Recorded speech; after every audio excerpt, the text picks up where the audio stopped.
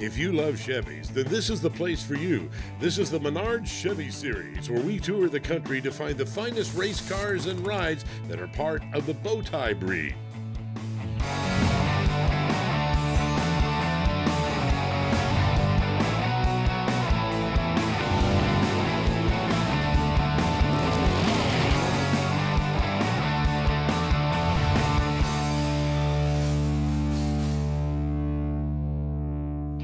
If you're in the Midwest and you want to take a cruise, you go to Route 66. But if you're in the Southeast, US 1, right through Rockingham, North Carolina, home of the Rock, Rockingham Dragway. This week, the Menards Chevy Series is at the Rock with some of the coolest Chevrolets in the South.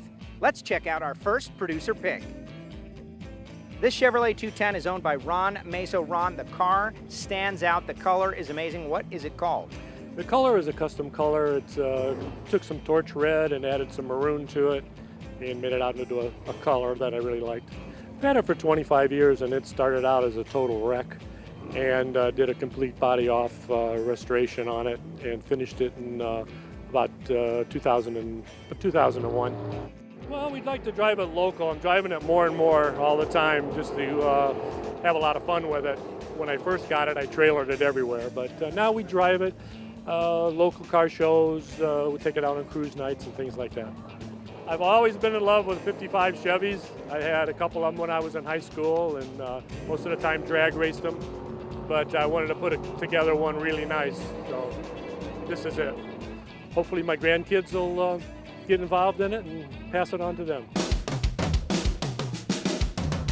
This next producer pick is a 1971 Impala Custom. Belongs to Christian Damgard, who came a long way to drive this car. Christian, how many cubic inches under the hood? 638.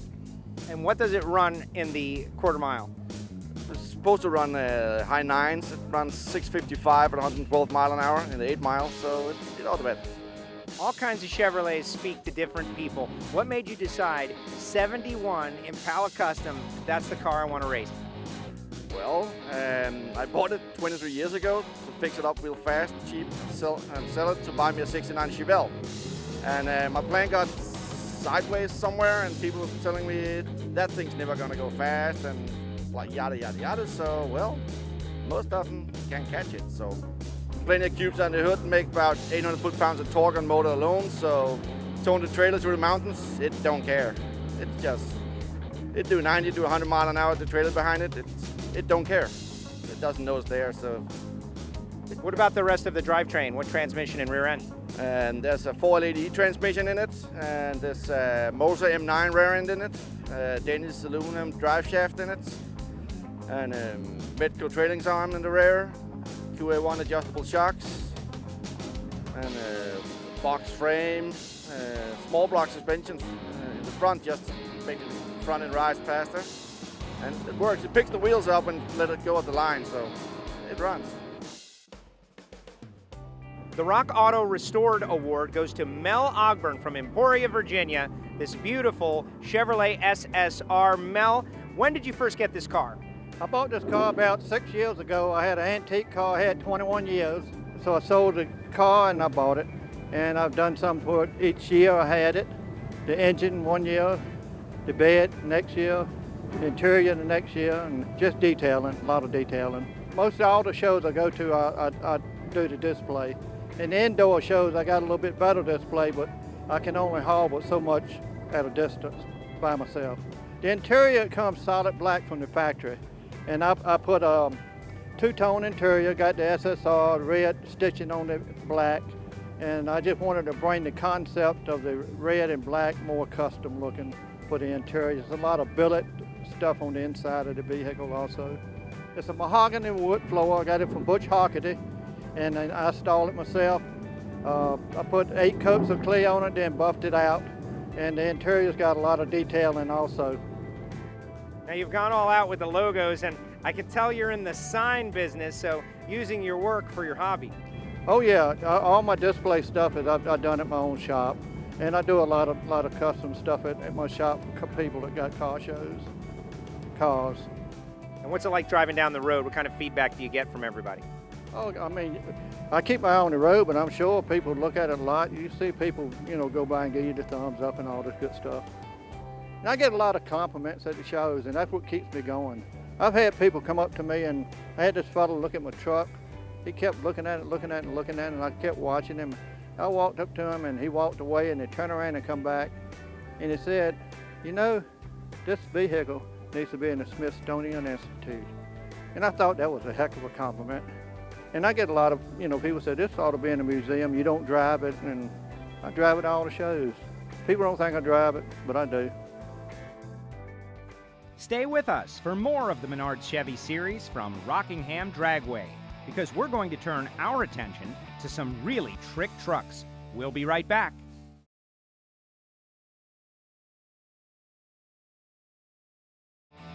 This episode of Menards Chevy series is being brought to you by Dustless Blasting. It's the future of surface preparation. Custom Auto Sound, the originator of classic car OEM fit radio since 1977. B&M Racing and Performance, quality performance products that work. And by Evapo-Rust, super safe rust remover. Welcome back to The Rock, Rockingham Dragway, and the Menards Chevy series. Our next two producer picks are going to show you a couple of gorgeous trucks, one from the 50s and this one from the 70s. What is more truck life than a 71 K5 Blazer that belongs to Steve Heath? Steve, you've won the LMC award, and this is a beautiful truck. Thank you. We bought this truck. It was it used to be a mud truck, and we bought it out of Durham, North Carolina, and it needed a total restoration. We took all the four-wheel drive stuff off of it. I put 85 Chevrolet truck suspension under it, and all new sheet metal on it, and just 9 months of work and sweat. When I was a kid, I had over 200 model cars, and this is just a big model car to me. I've never been to any kind of college or school to do this kind of work. I just picked it up. The little kids, especially little boys, like to surfboard, and it's a unique truck. You don't see many Blazers restored in this way. Now you have the top for it, it's just not with you today. Yes, sir. The top's at home. It weighs about 300 pounds. It takes 4 guys to get it on and off, easily. And so it's just, it seems to show better without the top.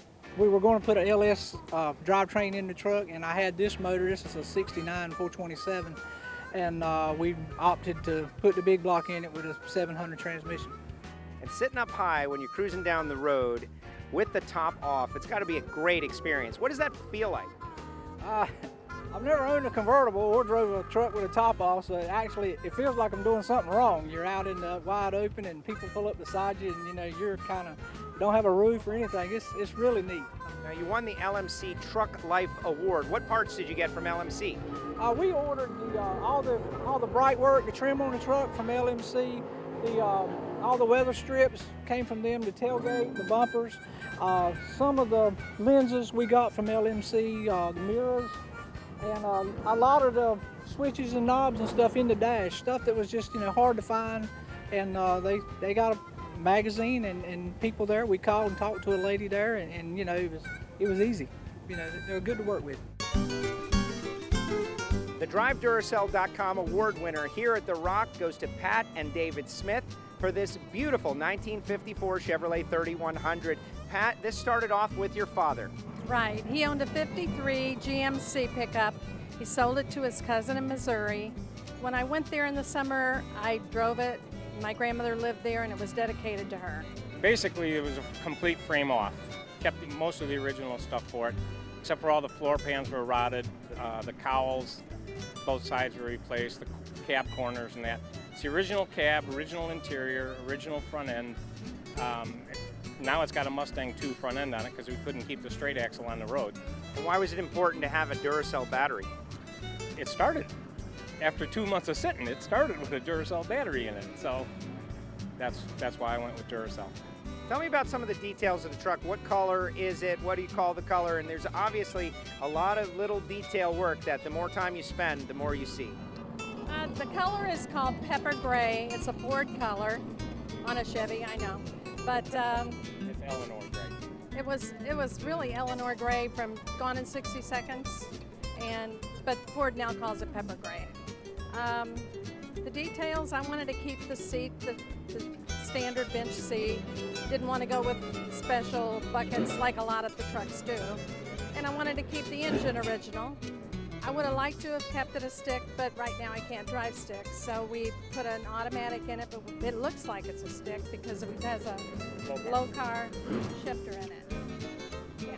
And in the bed, I notice a very special message to all the boys out there about some of the ladies in their trucks. Silly boys, trucks are for girls. Girl power. This next producer pick is a Z28 that is absolutely immaculate. In fact, it looks just like it did when it drove off the showroom floor. And who better to know about it than James McMillan, whose wife purchased it and drove it off the showroom floor. James, this car is a perfect time machine. Yes, it is. This one is hard to beat. It's got the most original stuff on it. What is the story behind the car, and how did you keep it so perfect? Well, my wife, like I said, she bought it in '68 of May or June, and then we got married that December. So in 1972 or 3, we quit driving it. I put it in the garage. We put it on jack stand. And later on, we was raising the girls. We didn't really have the money to restore it like it should have. And so we finally researched everything, put it back like it's supposed to be. About 21 years ago, we restored this car. What are the future plans for the car since it's been in your family for so long? It's been in my family so long. We got it wheeled to my oldest daughter when I told you about to come home from the hospital. So me and my wife, we got it wheeled to her. It's in my wife's name now and her name. Okay, if my wife's dead, she automatically gets it. It goes to her. The Menards Chevy series will be right back to Rockingham Dragway in a moment. And when we return, we're going to check out a nasty Nova that cleans up on the quarter mile. Stay with us.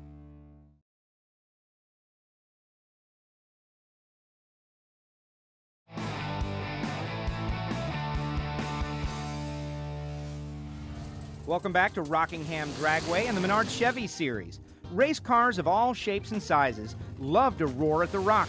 And our next producer's pick is one sweet machine from the 70s. This 1967 Chevy Nova is so striking, we had to come speak with the owner, Sean Morrison. Sean, you're in the car show, but you're also drag racing. So are you a car show guy or are you a racer? I think I'm more of a racer guy and then a car show guy. You put a lot of effort into this paint scheme. Candy red, tell me about the colors and who did the work. Corker Design did the work in Pennsylvania. It starts off as a real dark black, and it comes up to a red, and it comes up to a burnt orange. Now, when you pulled in this morning, what made you want to do car show and the race? The guys did such a great job. I love the paint job on this car. It'd be a shame not to throw it in the car show. These guys painted the door jambs inside the car, the stripes follow inside the car. They really did over the top. The interior is also very detailed with the anodizing. Tell us about it. Yeah, they did all the tin and brown, and they used brass rivets for everything. It just came out. It looks really good.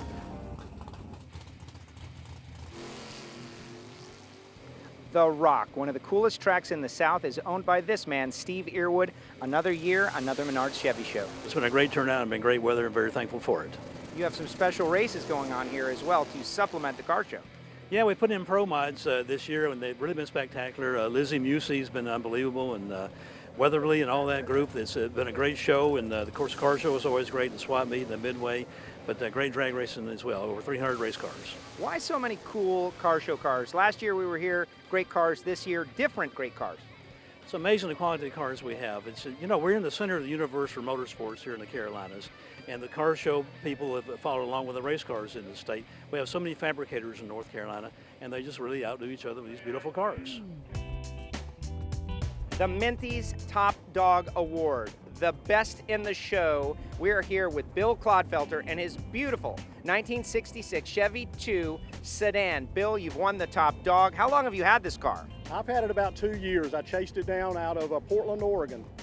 And what did it look like when you got it? It was in good shape, but had been in storage quite a while, and I had to redo the car. I've basically gone through the entire car since that time, so a lot of work, but a lot of proud moments with it as well. Most of our Minty's award winners, the underside is as clean as the top side. We'll have lunch on it this afternoon. Now, the big focal point of this car is the fuel injection system. It is absolutely awesome. Tell us about it. Well, fuel injection did not have a good history with when GM had it out. They were tough to make run correctly, and they had trouble with them, so a lot of people discarded them. But since that time, there's been a lot of modifications to them, and when I got the car, I knew nothing about it. I went down and learned from a person down in Mobile, Alabama. We spent 3 days with him and basically built the entire fuel injection one piece at a time, and now I don't think they're that complicated. The car has no options on it whatsoever. It has no heater, no radio. It basically has a 4-speed to hold on to, a bench seat, and it's all just basic interior. It's a Series 100 body, which means that it has no chrome trim except the bumpers, and the car weighs 2,600 pounds the way it sits now. This thing was designed to go. So 327, fuel injection. How much horsepower does it make at 2,600 pounds? It's running 405 to the flywheel and 325 to the rear tires, and not much will outrun it from stoplight to stoplight on the street. Now, I also notice you're repping the Grump, Bill Grumpy Jenkins, on the car. Well, it's homage to Bill Grumpy Jenkins. He ran Novas, and I just have to take my hat off to him. So to the Grump. The Minty's top dog. Thank you so much for sharing your story. Thank you so much. Thanks to Minnie's. There's still more Menards Chevy series to come, including this wild 2014 Corvette. Stay tuned, you won't want to miss it.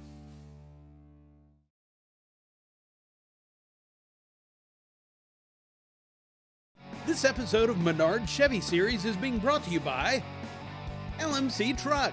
LMC Truck has the parts you need to keep them on the road. Z-Max, the one product for your engine, transmission, and fuel system. Stage 8, the world's best locking fastener. And by Borla, the world's most winning exhaust. We're wrapping things up here at Menards Chevy series. Visit to Rockingham Dragway, where we've uncovered a wide variety of the best the Bowtie has to offer. Let's keep on searching. Here at The Rock, the Original Parts Group All Original Award goes to Jimmy Simmons for this awesome 1968 El Camino. Jimmy, beautiful car, but I hear it is not a favorite in your family. It's not my wife's favorite. The day I bought it, she said it's the ugliest thing she's seen. She hadn't rode in it since 1992. Did it look like this when you got it? No, it was a nice car when I bought it. It was a 1980s build, and I kept it several years, and then around 2000, I tore it down and rebuilt it and started showing it. What kind of changes did you make along the way? We put a big block Chevy engine, put a 427 in it, put an overdrive automatic. I did a wood bed kit in it. It's ash wood, and I stained it with the base coat from the car, and then I think it's got 16 coats of clear over it with custom pinstriping in it. A lot of work in that bed, and then we did the polished stainless trim around it. The interior, it had velour bench seat in it, so that had to go after a few years. And I got seats out of a Mitsubishi and custom console, custom door panels. I tied it all in with the blue stripes on the car, and it turned out real nice. Now you swapped it out for a 427 big block. Tell us why. I got no respect with a small block. With a small block, nobody takes a second look under the hood, but a big block gets their attention. It's a lot more fun to drive. Now, what parts did you get from Original Parts Group? Well, Original Parts Group had all the trim work, the fender moldings, the door seal moldings, rubber, all stuff is that. Everything fits great. It's a great company. I'm real proud to have all those parts on my car. They make it easy to restore when you can get all that stuff new, replace all that beat up, tore up stuff that's been all those years on the road. They're really a big help. Now, how often do you drive the car? I usually drive the car about 2,000 miles a year. I drive it to cruise-ins, I drive it to shows. I'll trailer it if we're going to stay overnight, keep it in, if you got somewhere to put it at night, but it's too fun not to drive it, so it gets driven quite a bit. Now, your wife has never ridden in the car. Have you ever offered to let her drive the car? No, that's an easy one. No, and she wouldn't drive it anyway. She wouldn't set foot in it. She's gave me 2 compliments in my whole life. She told me the wood bed looked good, and she told me the motor looked good. That's all I've ever heard. She's not a car girl. I've got a Camaro also, and she loves that, but the El Camino is just the red-headed stepchild. She won't have anything to do with that. This next producer pick is a 1967 Chevelle SS, an original 138 car, belongs to Bob Autry. Bob, this car is cool. The vinyl roof, obviously the red interior, it really stands out. Yes, it's all original except for the motor. It actually had a 4-barrel on it, and I don't need the horsepower, and I'm not, I don't drive like a teenager anymore, but I wanted something when I popped the hood at places like this, people would kind of say, wow, whoa. and that's set up off of a 68 Corvette. So we got the intake and the carburetor rebuilt and put them on there. It's got a M22 Muncie 4-speed, and I have a lot of fun. I, like I said, don't drive like a teenager, but I don't see why I should even shift before I get about 4,000 or 5,000 RPMs. This 1969 Chevrolet Corvette is owned by Gary Blankenship and is a very rare car. Tell us about it, Gary. It's a 69 Corvette, and it's a 427, 430 horse, L88. My dad bought the car new, parked it in '79, and it laid in the yard until I retired in 2010. And I drug it in the shed and started working on it and built it back for him. It's all hand built, complete body off restoration, every wire, nut, bolt, screw. It's brand new. I built it for him, and he got to drive it for a year, and he passed away. And at 80 years old, he was still the fastest guy in Lexington. It's still his car.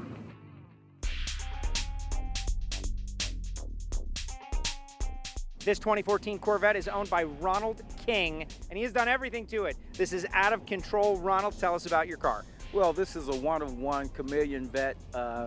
It is a 2014 model, C7. What made you decide you wanted Lamborghini doors, the color, all of these features that make it one of one? I say, well, I'm going to get a car that no one has.